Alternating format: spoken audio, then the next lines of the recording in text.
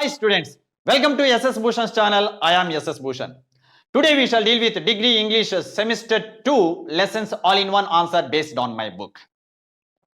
With the experience as a lecturer who had taught for intermediate students for 11.5 years and as a lecturer who has been teaching for degree students for the past 9 years, I prepared this answer.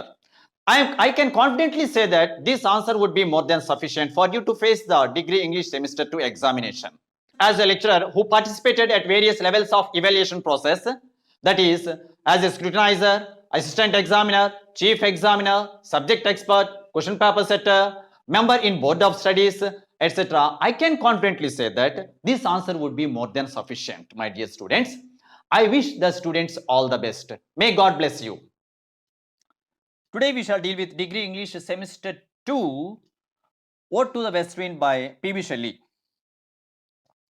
ఇది all in one answer. ఇది అంటే ఇంతకు ముందే మీకు చెప్పాను, ఆ book introduce చేసేటప్పుడే ఇందులో ఆన్సర్ ఉంటుంది. ఈ ఆన్సర్ చదివిన వాడికి చదివినంత, రాయగలిగిన వాడికి రాయగలిగినంత. నేను ఇంతే రాయగలను, ఒక 10 లైన్లే రాయగలను అనుకున్నవాడు 10 లైన్లే రాయొచ్చు. కానీ సమాచారం ఎక్కువగా ఇవ్వాలి కదా అని ఇచ్చాను. ఇందులో మీ టీచర్ అన్నమాట పెన్సిల్తో టిక్ పెట్టి నువ్వు ఇంతే చదువు బాబు అని అంటే అంతే చదువు. Right. Right a brief note on ode to the west wind by P.B. Shelley. Percy Bysshe Shelley was born on August 4, 1792 in England.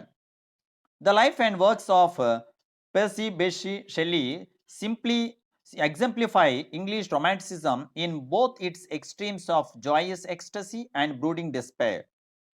రొమాంటిసిజమ్స్ major themes. అసలు రొమాంటిసిజం అంటే ఏంటంటే మీరు అనుకునే అబ్బాయి అమ్మాయి సంబంధించినటువంటి రొమాంటిసిజం కాదమ్మా.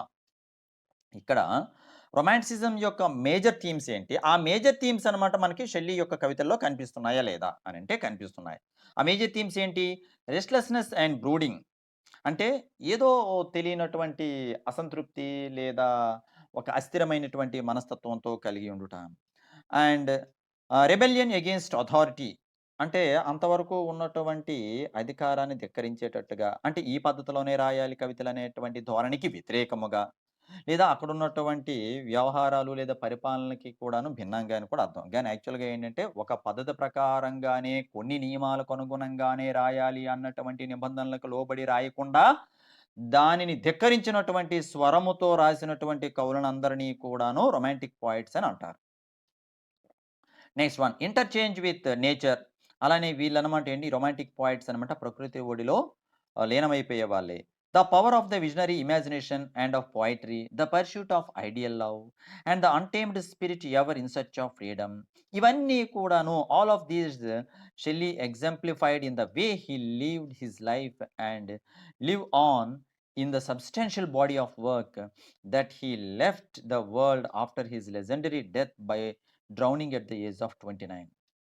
తాను ఈ రొమాంటిక్ లేదా ఈ రొమాంటిసిజం యొక్క లక్షణాలను ఆధారంగా చేసుకొని బ్రతకడమే కాకుండా, తాను ఈ ప్రపంచానికి చనిపోయే ముందు 29 సంవత్సరాల వయసులో చనిపోయే ముందు కూడాను అద్భుతమైనటువంటి కవితా సంపదను ఇచ్చి చనిపోయాడు. అందులో కూడా నా కవితల్లో కూడా ఇవన్నీ కొట్టొచ్చేటట్టు మనకు కనిపిస్తాయి.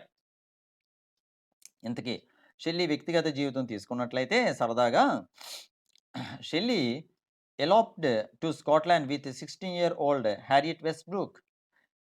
ఆయన 16 ఏళ్ల ప్రాయంలోనే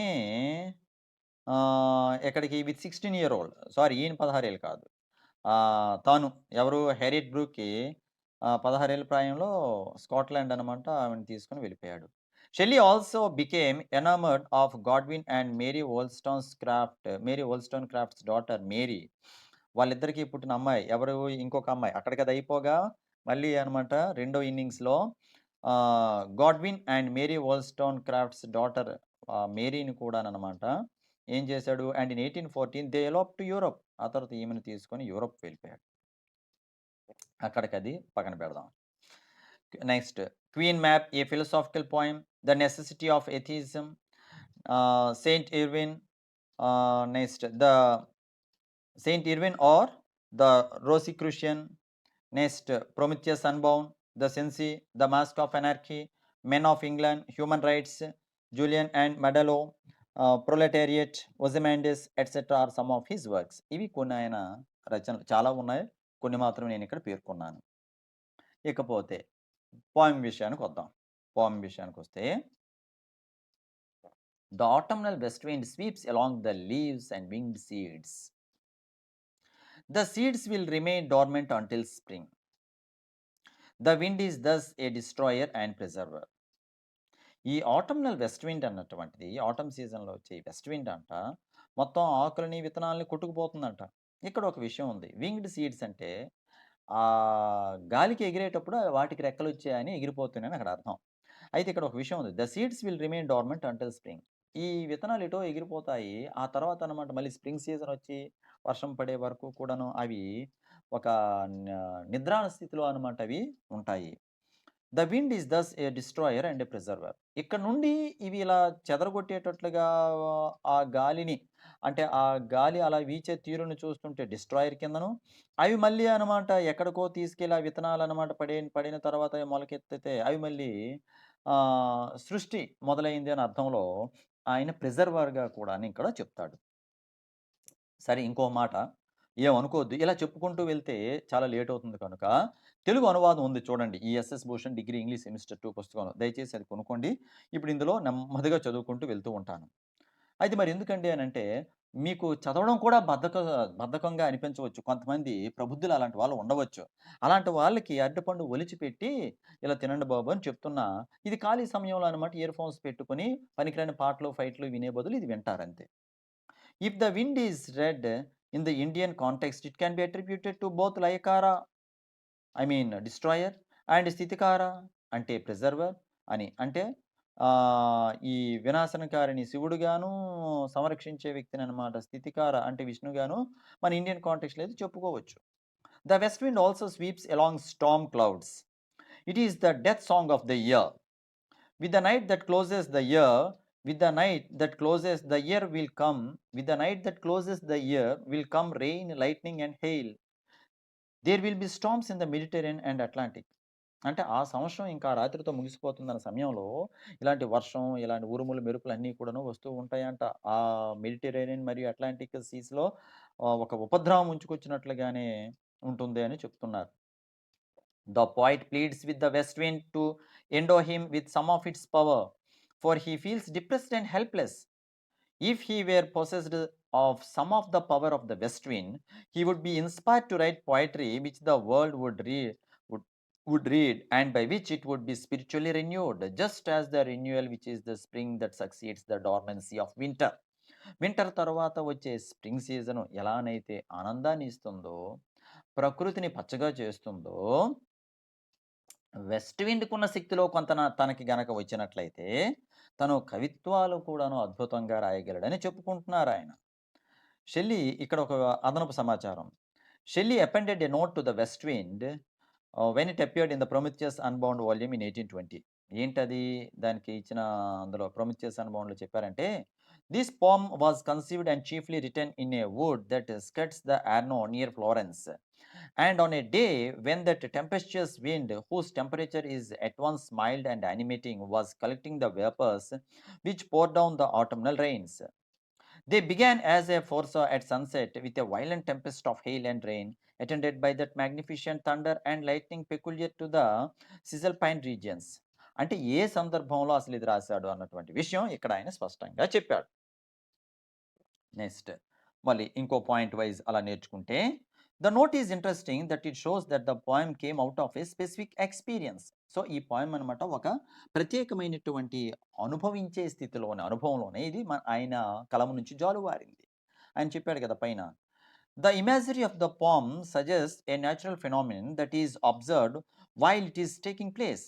the fact that it was near Florence, that is Florence ఎవరి సిటీ అది? Dante city.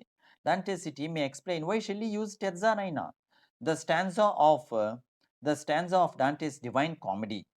ఇంతకీ ఆయన టెర్జానైనా ఎందుకు వాడాడనంటే అది డాంటేది. డాంటే ఎక్కడ వాడారు అనంటే డివైన్ కామెడీలో వాడారు.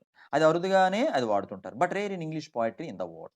The combination of terza rima and the threefold effect of the west wind gives the poem a pleasing structural symmetry. అంటే ఒక పక్క టెర్జాన్ అయినా వాడుతూ, ఒక పక్క త్రీ ఫోల్డ్ ఎఫెక్ట్ అంటే మూడంచెల విధానం అంటే ఒక లీవ్స్ అని, క్లౌడ్స్ అని, వాటర్ అని ఇలాంటి కంపారిజన్స్ అన్నీ కూడా సింబాలిక్ రిప్రజెంటేషన్ అన్నీ కూడా ఇక్కడ తీసుకొచ్చాడే. ఇదంతా కూడాననమాట ఈ కవితకు ఒక అద్భుతమైనటువంటి ఒక రూపాన్ని దాల్చిపెట్టిందని చెప్పవచ్చు. As in to a skylark and the cloud. Skylark అనే పోమ్ ఈయనదే. క్లౌడ్ అనేది ఈయనదే, షెల్లీదే. Shelley uses the poetic technique of myth in this word. అందులో వాడినట్టుగానే ఇందులో కూడాను మిత్ అన్నటువంటిది వాడతారంట. The west wind is a spirit as in the Skylark.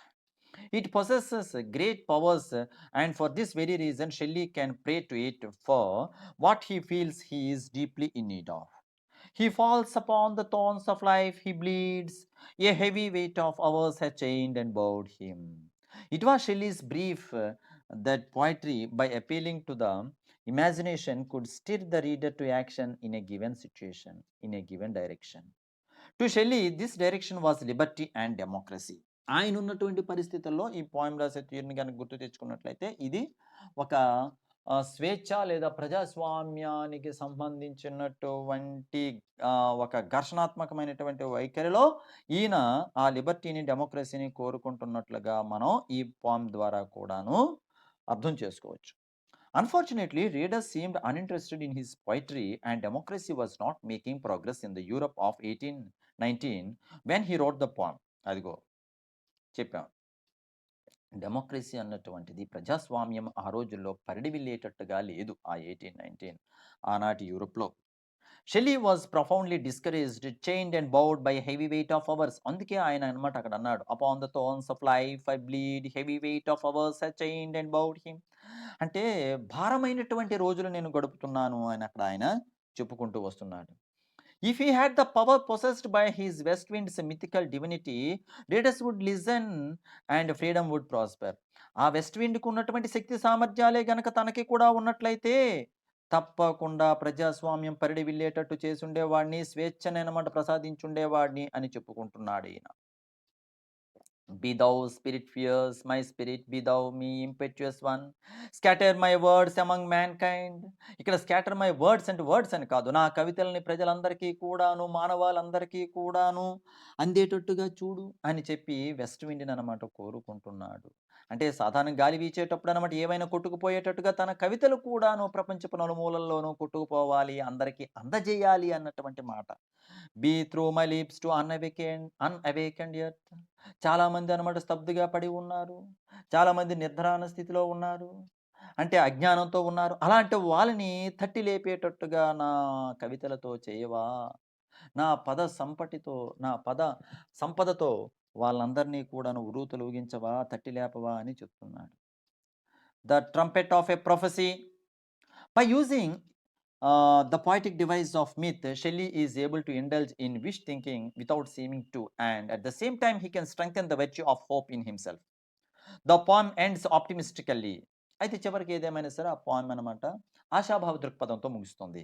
Oh wind if winter comes can spring be far behind. Winter వచ్చింది, చెట్లు ఆకులు రాల్చే కాలము ఇదంతా కూడా అయిపోయిందని అంటే మళ్ళీ ఆకులు చెట్లకి ఆకులు చిగిల్చే కాలము ఎంతో దూరం లేదులే అని అర్థం అంట. అంటే మళ్ళీ అనమాట పచ్చదనం ఉట్టిపడేనటువంటి సీజన్ ఎంతో దూరం లేదులే.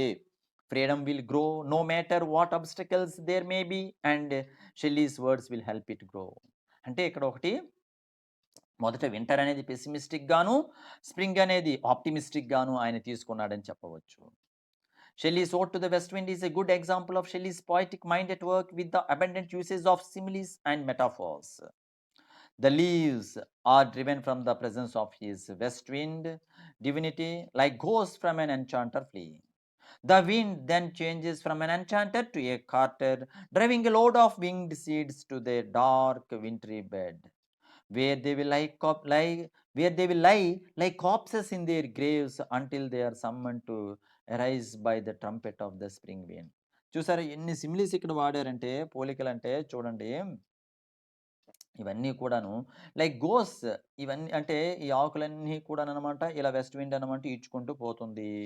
అని చెప్తూ అవి ఎలా అని మళ్ళీ లైక్ గోస్ ఫ్రమ్ ఎన్ ఎన్చాంటర్ ఫ్లీయింగ్ ఏవో అనమాట కొన్ని ఆత్మలు లేదా కొన్ని దయ్యాలు ఎలానైతే వెళ్తూ ఉంటాయో అలా అనమాట ఇక్కడ చెప్పుకుంటూ the wind then changes from an enchanter to a carter ఆ తర్వాత అదే విండ్ అంట మళ్ళీ ఒక ఎన్చాంట్ అంటే ఏదో మైకము మంత్రగత్య పాత్ర నుంచి మళ్ళీ కార్టర్ అంటే ఒక బండి వాడిలాగా ఒక బండి లాగుతున్నట్లుగా ఏం లాగుతుంది driving a load of winged seeds ఇవన్నీ కూడా ఏంటి రెక్కలతో ఉన్నటువంటి విత్తనాలనమాట మోసుకుపోయినటువంటి ఒక కార్టర్ వలె మళ్ళీ ఇక్కడనమాట వెస్ట్ విండ్‌ని ఆయన పోలుస్తున్నాడు. అది ఎక్కడికి తీసుకువెళ్తుంది? To the dark wintry bed ఎక్కడికంట? ఒక పరుపులాగా ఉన్నటువంటి ఏ పరుపది? ఈ వింటర్ సీజన్‌ని ఒక ఏమంటారు దాన్ని? నిద్రానవస్థలో ఉన్నటువంటి సీజన్‌గా ఆయన పేర్కొంటూ, అక్కడనమాట ఈ సీడ్స్ అన్నీ కూడాననమాట పడి ఉంటాయని. అయితే యాక్చువల్‌గా సీడ్స్ అనమాట పరుపులో పడి ఉండడం అంటే మళ్ళీ అక్కడ ఎలాంటి పోలికిచ్చాడాయన? లైక్ కార్ప్సెస్ ఇన్ దేర్ గ్రేవ్స్ సమాధుల్లో ఉన్నటువంటి శవాలులాగా, డెడ్ బాడీస్ లాగా అనమాట ఈ విత్తనాలు పడి ఉంటాయంట. ఎంతవరకు పడి ఉంటాయి? Until they are summoned to arise by the trumpet of the spring wind. మళ్ళీ ఎప్పుడైతే స్ప్రింగ్ విండ్ వస్తాదో అప్పుడు పచ్చదనం ఉట్టిపడుతుంది. ఈ విత్తనాలే మొలకెత్తుంటాయి. మళ్ళీ పచ్చదనం పరిఢవిల్లుతుంది అని చెప్పడం. The spring wind drives sweet birds like flocks to feed in air. చూసారా వెంటనే అనమాట spring wind drives sweet birds. The birds are not left as birds. They are transformed into sheep here. మళ్ళీ వెంటనే అనమాట ఆయన ఇక్కడ ఫ్లాక్స్ అని ఎందుకు వాడారో చూడండి. మళ్ళీ ఆ బర్డ్స్ అన్నీ కూడాను వెంటనే గొర్రెలుగా గొర్రెల మందలాగాననమాట లేదా గొర్రె పిల్లల్లాగాను అవి ఆహ్, పరివర్తనం చెందాయి అని ఇక్కడ చెప్పుకుంటున్నారాయన. In the second stanza the clouds are at once leaves shook from the tangled boughs of heaven and ocean, and they are also angels of rain and lightning. Angels of rain and lightning. They are also apparently the locks of the approaching storm, and they remind the poet of the locks on the head of some fierce maynard. The west wind is both a stream and a funeral song, and the coming night will be a huge storm built by rain clouds carried by the wind. In the third stanza, the west wind is the awakener of the Mediterranean Sea, lulled to sleep by its own currents and seeing in its sleep old places and towers, overgrown with azure moss and flowers. The effect of the west wind on the Atlantic is to cut it into chasms as with a huge bladed weapon and to inspire fear in the seaweed growing on the bottom. The contrast between the simplicity of the language in stanzas 4 and 5, where Shelley is talking about himself, is the difference between dense jungles and treeless plain. Critics have noted Shelley's hypnotic power. The breathless sweep of accumulated language may perhaps be felt justifiable by the reader in a poem on a violent wind. Something which has the power of the wind is conveyed by the sheer mass of mellifluous or figurative language of the first three stanzas. Coming to the form of the west wind, it contains 5 stanzas, 4 3-line stanzas, and a 2-line couplet, all metered in iambic pentameter. The rhyme scheme in each part follows a pattern known as terza rima, the 3-line rhyme scheme employed by Dante in his Divine Comedy. In the 3-line terza rima stanza, the first and third lines rhyme and the middle line does not. Then the end sound of that middle line is employed as the rhyme for the first and third lines in the next stanza. The final couplet rhymes with the middle line of the last 3-line stanza. Thus, each of the sections of Ode to the West Wind follows this scheme. ఏంటి scheme? AB, AB, CB, CD, CD, ED, EE. ఈ స్కీమ్‌తో అనమాట ఇది వెళ్తుంటది. ఇది చూడండి. Poem చూడండి. SS Bhushan తాలూకా text book తీసుకున్నట్లయితే అందులో మీకు ఇవి టెక్స్ట్ కమ్ గైడ్ అనమాట అది.